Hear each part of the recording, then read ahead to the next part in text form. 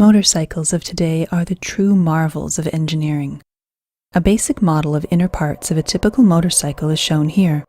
In this video, we will explain the basic function of each of these parts in a motorcycle. Let's begin from how a motorcycle engine starts. All motorcycles have either a kickstarter or a self-starter or both. A kickstarter mechanism is simple yet interesting. As the kickstarter lever is descended, a helical spline forces the gear to slide and engage with a freewheeling gear on the main shaft. As the lever is descended further, the gear spins on its axis and transfers the power to the clutch hub. The clutch hub transfers the power to the crankshaft and eventually to the engine. In a self-starter system, a battery-powered motor provides initial spin to the engine. Once the engine is started, the starter motor has to be disengaged from the crankshaft to prevent damage due to excessive speed. This is achieved by using a one-way clutch. The model shown here is of a roller-type one-way clutch. It has an outer race and an inner race with small rollers. As the starter motor spins the outer race in one direction, the rollers get trapped between the surfaces and the power is transferred to the inner race and thus to the crankshaft.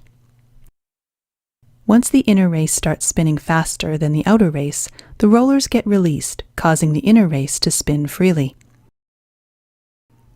Like every four-stroke gasoline engine, motorcycle engines require a source of ignition to ignite the air-fuel mixture for power strokes. A spark plug is used for this purpose. The spark plug requires voltage in excess of 20,000 volts to fire properly. In this particular model, the voltage is obtained from the stator of the motorcycle, although a 12-volt battery may be used for the same purpose. The stator is a stationary coil of wires. The flywheel of the motorcycle has a set of permanent magnets which revolves around the stator and produces alternating current in the coils. Each output from the stator has different purposes, as shown here.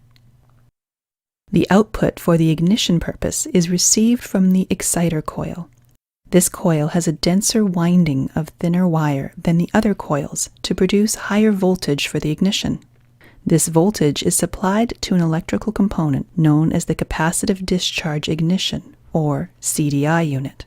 The connection for an AC CDI is shown here. The primary function of the CDI unit is to store electric charge and dump the stored charge when required. A capacitor inside the CDI unit stores the electric charge. Another component, known as a pickup coil, tells the CDI unit when to dump this charge. The pickup coil has a small magnet with a coil of wire around it.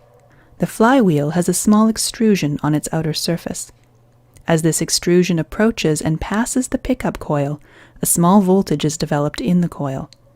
This voltage is supplied to the CDI unit, which closes an electronic switch known as a silicon-controlled rectifier, or SCR.